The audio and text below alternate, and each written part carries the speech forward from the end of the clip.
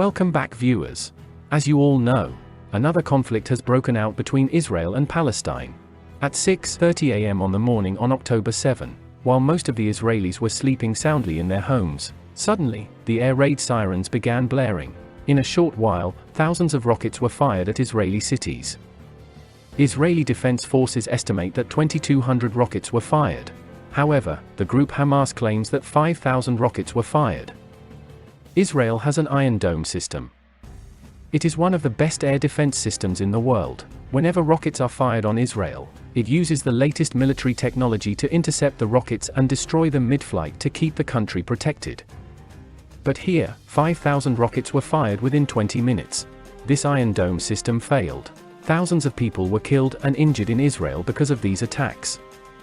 This surprise attack is the biggest in the last few decades that has been seen in the Israel-Palestine conflict.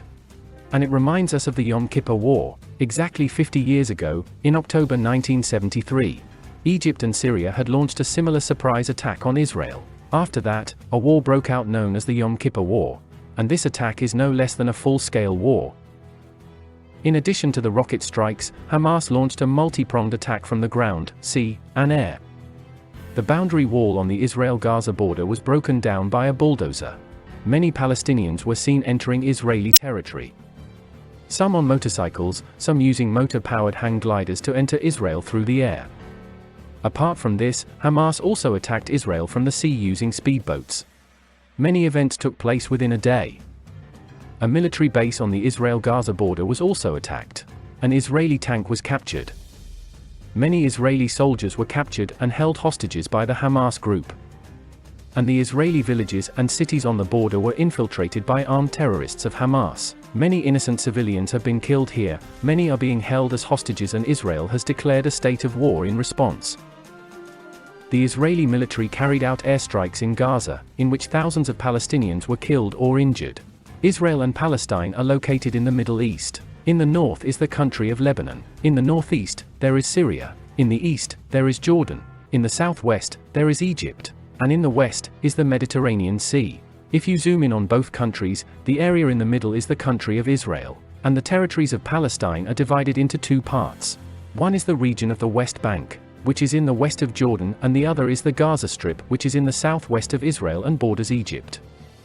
There are many Israeli settlements in the Palestinian territory of the West Bank. They are under Israel's control, and are considered illegal by the United Nations and many other countries.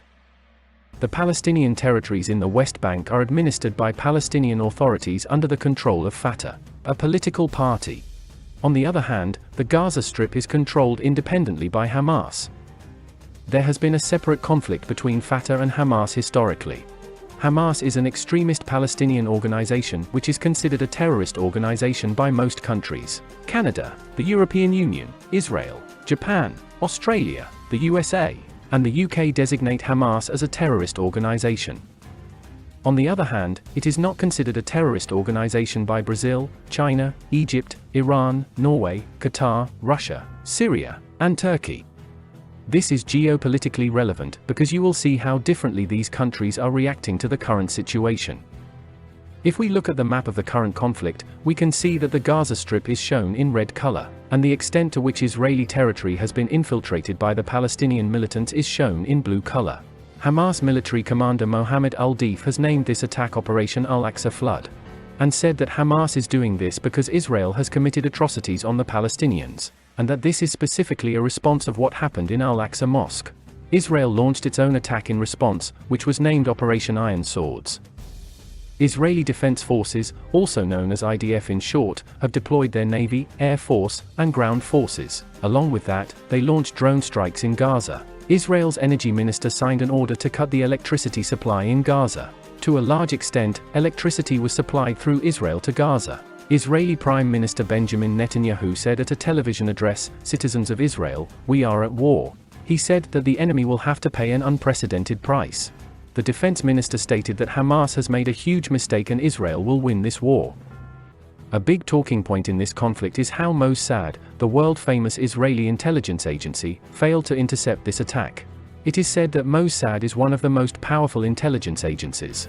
They have informants even in the Palestinian military groups. They are in Lebanon, Syria, and in different parts of the world. In the past, it has been seen that Mossad agents have carried out precise timed assassinations of major military leaders. Sometimes by placing GPS trackers on vehicles, sometimes by using drone strikes, or sometimes by using mobile phones. The question is, despite being such a powerful agency, how did they not know that thousands of rockets were being stockpiled in Gaza? The former head of the Israeli Navy told the Israeli TV channel, Channel 12, that this is a huge failure on the part of the government. The entire country is asking about the whereabouts of IDF, police, and security. He told the BBC that a major investigation has already begun regarding this intelligence failure. Look at this article from the Times of Israel. According to it, Egypt's intelligence officials had warned Israel repeatedly that something major was about to happen, and allegedly, those warnings were ignored. On the other hand, talking about international reactions, American President Joe Biden condemned this attack and said that he shows rock-solid and unwavering support in favor of Israel. The foreign policy chief of the European Union also said that he strongly condemns this attack, and says that according to international law, Israel has the right to defend itself.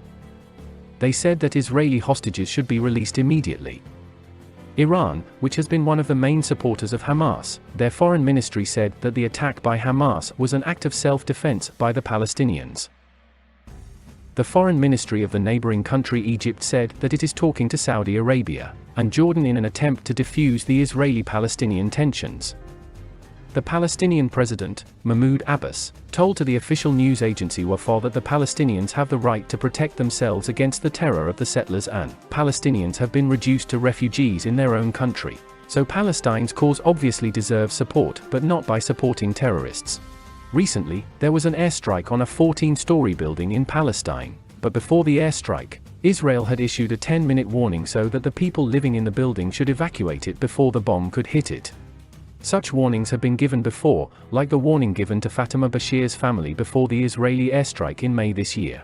Or in August 2022, a 15-minute warning was given to Gazans before an Israeli airstrike. Although Israel claims this, but the truth is that in Israeli airstrikes, many Palestinian civilians have been killed. We hope that there can be long-lasting peace between these two countries. But looking at the current situation, it seems that this war is going to continue for a long time. That's all for today. If you like the video, please leave a comment below, subscribe to the channel and press the bell icon for future updates. Thank you.